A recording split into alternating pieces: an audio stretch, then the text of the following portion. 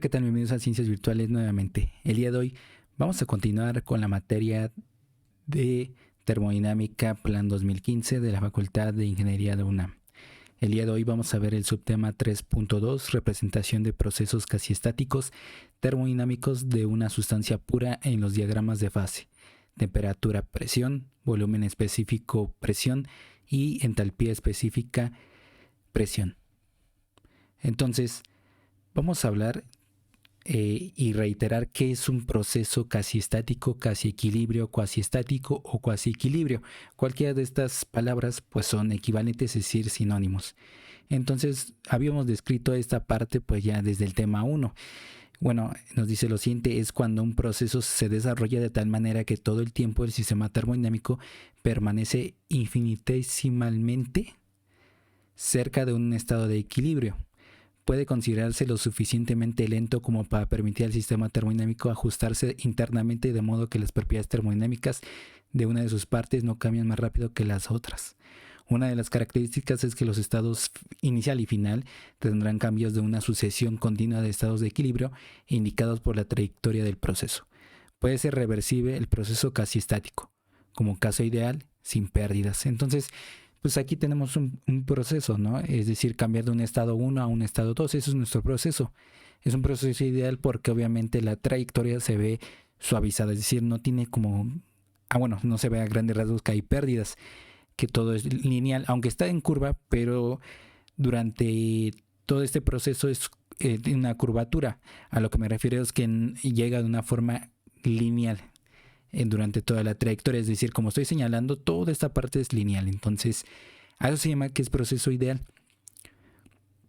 Y aquí tenemos su contraparte y lo que es real, un proceso casi estático, es decir, va a pasar de un estado 1 a un estado 2, pero de tal forma que va a tener interrupciones. En estas interrupciones hay pérdidas y lo cual lo hace ser irreversible. Obviamente eso se concreta en el tema 6 de la segunda ley de la termodinámica, el por qué hay irreversibilidad. Es una de las tantas. Sabemos que las tuberías pues tienen muchísima esta propiedad más bien de la viscosidad, es decir, es un flujo viscoso y la viscosidad no es más que la resistencia al flujo de un fluido, en pocas palabras. Entonces es una de las tantas explicaciones de por qué se convierte o en realidad hay procesos casi estáticos. El proceso ideal solamente es una forma de moldear al proceso casi estático. Entonces, de esta forma ya habíamos visto esta como pequeña animación, por así decirlo, que obviamente ese punto va a ir de esa forma, lo más lineal, lo más posible, llega del estado 1 al estado 2, pero lo que pasa en el proceso casi estático, pues obviamente no. Va a tener como interrupciones, digámoslo así vulgarmente, vamos a ver un ejemplo coloquial, como si fuera que un coche pasa hacia una calle, pero en esa calle hay muchos topes, entonces realmente uno piensa que al momento de correr pues toda una calle pues no va a haber interrupciones, pues no, hay topes de los cuales va a interrumpir el proceso y hay pérdidas, ¿no? Sabemos que cada vez que el coche se detiene, pues tiene una pérdida en la gasolina. Así sucede igual o una analogía al proceso casi estático.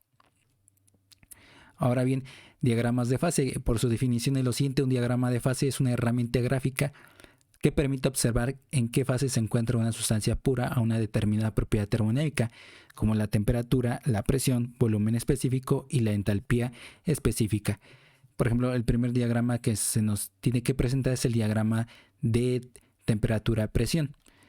Porque está de esa forma abreviada, recordemos que es variable independiente y la variable dependiente. En este caso la independiente va a ser temperatura y la dependiente la presión. Entonces este ya lo vimos desde el primer subtema, el 3.1, el cual pues pueden ver la lista de reproducción de termodinámica y fui explicando pues esta parte de forma global o generalizada de lo que ocurre aquí. Aquí lo importante son los puntos, el punto triple y el punto crítico.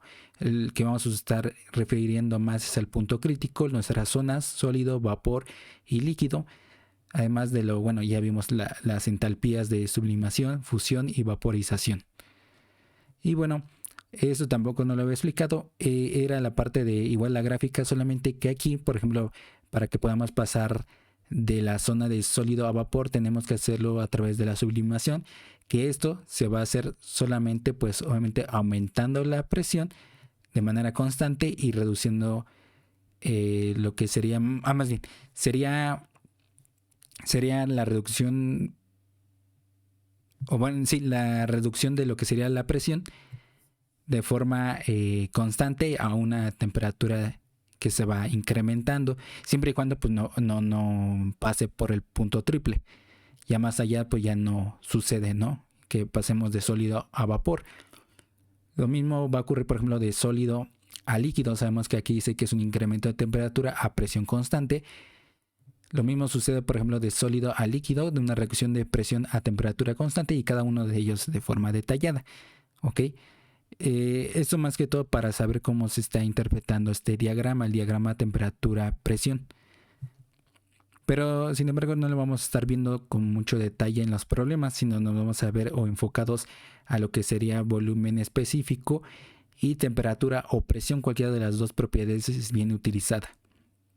Entonces para ello vamos a ver primero el diagrama de fase volumen específico temperatura, para luego llegar al de presión y cuál va a ser la distinción para utilizarlos, ¿no? Consideremos un fluido comprensible simple como es el agua, contenido en un sistema cilindro-émbolo, de tal forma que se le transfiere energía en forma de calor por medio de una combustión externa, una flama. El agua en un estado de agregación líquida está a 15 grados Celsius y a una presión de una atmósfera.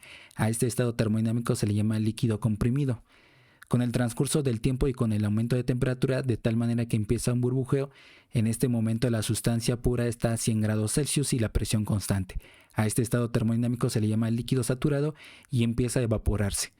Si no se mantiene esa temperatura, el estado termodinámico puede condensarse, es decir, volver a ser líquido comprimido.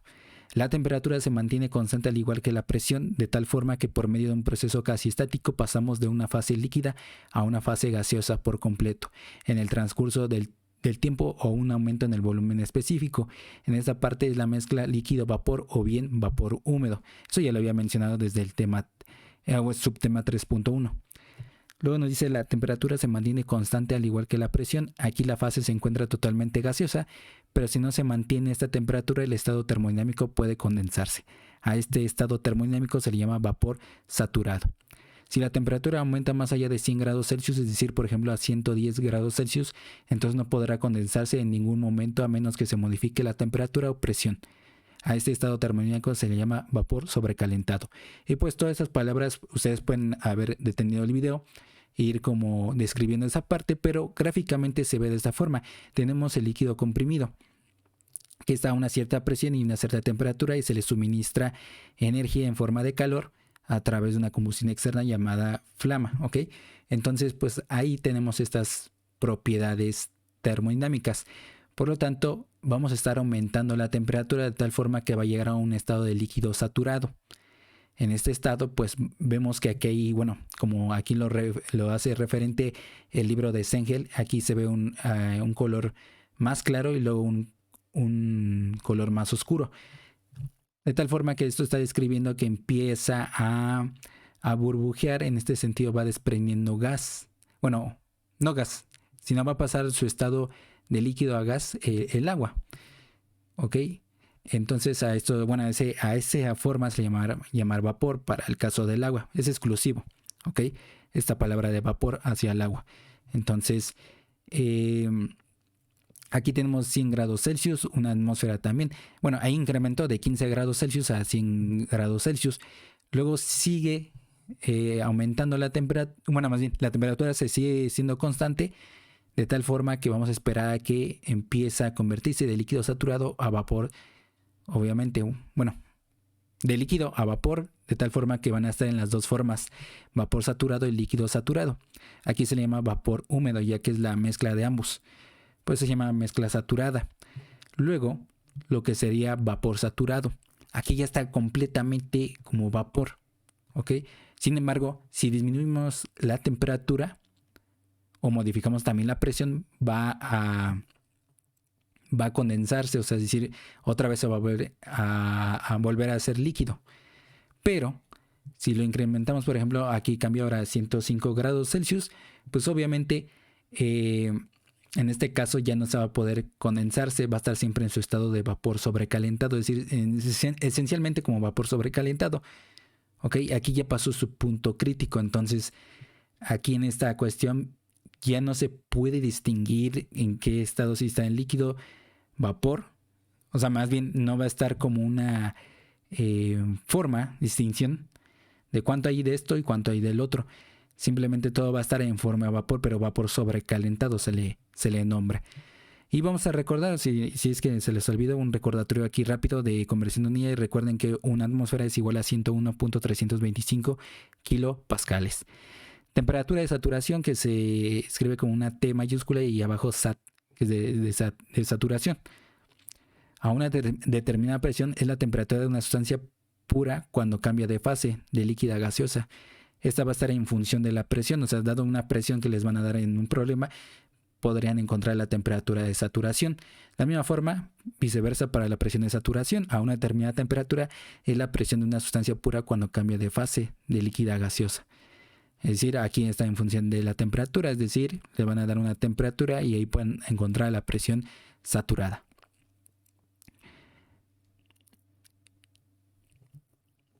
Y aquí pues obviamente tenemos lo que es nuevamente este diagrama, el diagrama de volumen específico y temperatura.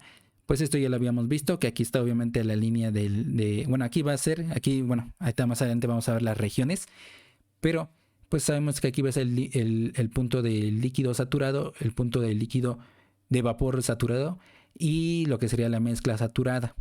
Y por acá el vapor sobrecalentado, siempre y cuando se esté llevando a cabo a un proceso isobárico, es decir, a presión constante. Obviamente aquí es en función, bueno, la variable independiente sería el tiempo y la variable dependiente sería la temperatura. Entonces, es nuevamente recordar esa parte. Aquí pues tenemos obviamente aquí el diagrama, lo que les había explicado, que a diferentes presiones, aquí se ve el líquido saturado en todos estos puntos, aquí también, ¿ok? Y obviamente aquí dice el punto crítico. Más allá del punto crítico, todo digamos que es la parte de vapor sobrecalentado, lo demás, ¿ok? Porque ya no se puede distinguir. Y obviamente ya había puesto desde el subtema 3.1 los puntos críticos para las diferentes sustancias puras. Eso lo pueden consultar igual en la literatura, cada uno de sus puntos críticos de las diferentes sustancias puras que se manejan. Y entonces se genera una curva de esta forma. Entonces ya podemos hacer regiones o zonas, es lo mismo, región de líquido comprimido, región de mezcla saturada de líquido vapor o de vapor húmedo. Aquí tenemos nuestra línea de líquido saturado, línea de vapor saturada, región de vapor sobrecalentado a cierta presión constante y el punto crítico. ¿Ok? Y obviamente recordando que esa línea se le llaman líneas isobaras o simplemente isobaras. Y ahora sí, el diagrama de fase, volumen específico, presión. Pues es exactamente lo mismo, solamente que digamos las líneas que son constantes van a ser como invertidas. Entonces, de tal forma que igual vamos a tener nuestra región de líquido comprimido, nuestra región de mezcla saturada de líquido vapor, de vapor sobrecalentado. Nuestras ahora se van a llamar como isotermas. Estas líneas, estas curvas que son constantes, donde obviamente la temperatura es constante, nuestro punto crítico. ¿Cómo vamos a distinguir estos diagramas o usarlos, no? Se va a usar el diagrama de fase, volumen específico, temperatura cuando el problema trate de que obviamente la temperatura de saturación esté en función de la presión. Es decir, nos den como constante la presión. Se va a usar el diagrama de fase, volumen específico, presión cuando el problema trate de que la presión de saturación esté en función de la temperatura, es decir, nos den como constante la temperatura. Es lo importante para estos diagramas. Luego nos dan un diagrama curioso para ahorita en este momento, para este subtema, que sería un tema, más bien un diagrama para hasta los temas 6. Entonces es el diagrama de fase entalpía específica presión. Es un diagrama que se usará en los ciclos termodinámicos de refrigeración, los famosos diagramas de Molière, en honor al físico alemán austriaco Richard Molière, quien nació en 1863 y falleció en 1935. Pues aquí no hay necesidad de estudiarlo por ahora hasta llegar a la unidad 6 para su comprensión y en termodinámica aplicada será de suma importancia conocer su uso y lo presento de esta forma. Pues igual, aquí es lo importante de estar primero usando los diagramas de volumen específico presión o temperatura, porque aquí vamos a estar usando pues ya estas zonas, además de que vamos a tener aquí la variable independiente va a ser la entalpía específica y la presión, pero va a ser una escala logarítmica, ¿ok? Vamos a tener obviamente nuestras líneas, nuestras isotermas, lo que sería... aquí hay otras líneas que son isentrópicas, es decir, la entropía es constante. Por eso tenemos que ver qué es la entropía como tal, el volumen específico. Ya sabemos que son las líneas de líquido saturado, de vapor saturado, de líquido, le llaman sobreenfriado, comprimido, es lo mismo. Y obviamente pues ahí vamos a ver, aquí también es la calidad del vapor. Por eso también es importante que puedan concretar el uso de este valor de la calidad, que eso lo vimos en el subtema 3.1. Les invito a ver la lista de reproducción de termodinámica para que puedan ver ese tema. Por último, vamos a ver algunas conclusiones generales en las regiones o zonas de vapor sobrecalentado y líquido comprimido. Eso es por eso que hay fallas durante el cálculo en ciclos termodinámicos de vapor y de refrigeración, porque no saben en qué zona se encuentra. Sin embargo, hay unos, digamos así vulgarmente, como trucos, tips, al momento de resolver problemas para los ciclos termodinámicos sobre todo, o bien para los problemas que se presenten en esta unidad. Habíamos mencionado que arriba del punto crítico o fuera de las zonas del domo líquido vapor por el costado derecho, como se vio en el diagrama, ya sea el de volumen específico, presión o temperatura, por el costado derecho, en muchas de las ocasiones desconocemos si nos encontramos en la zona de vapor sobrecalentado. Para ello se caracteriza por, si hay presiones menores, es decir, la presión que nos den es menor a la presión de saturación a una temperatura dada. Si se cumple eso, pues sabemos que se encuentra como vapor sobrecalentado. Si no, pues entonces está en el domo. ¿Ok? Temperatura superior, es decir, la temperatura que nos dé es superior a la temperatura de saturación a una presión dada. Ya sea que nos dan temperatura o una presión. ¿Ok? En caso de que a lo mejor nos den nada más la presión y la temperatura, cualquiera de las dos, pues entonces nos vamos en los ítems propiedades. Volúmenes específicos superior, es decir, el volumen específico que nos den es mayor al volumen específico en estado gaseoso, que en este caso, ¿no? A una presión o temperatura dada, igual para energías internas específicas superiores y entalpías específicas superiores. Así se escribe exactamente igual. Aquí todavía no toman en cuenta la entropía, sino hasta el tema 6. Lo mismo ocurre para un líquido comprimido, esto fuera de las zonas del domo líquido vapor. Del domo líquido vapor por el costado izquierdo. En muchas de las ocasiones desconocemos si nos encontramos en la zona de líquido comprimido. Para ello se caracteriza y es esencialmente lo contrario a lo que sería para caracterizar a la zona de vapor sobrecalentado. Es decir, presiones superiores, dada una presión, es mayor a la presión de saturación a una temperatura dada. Temperaturas inferiores, dada una temperatura, es menor a la temperatura de saturación a una presión dada.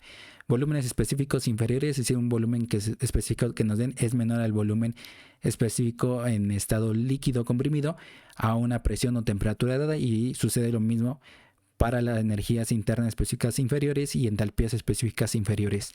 Entonces, esta parte es muy importante porque para los ciclos termodinámicos podemos definirlo, ya que ahí tenemos que ver si está o no está en esa zona, ya sea del sobrecalentado o del líquido comprimido. Entonces, por ello, sí es de suma importancia estas conclusiones generales. ¿Ok?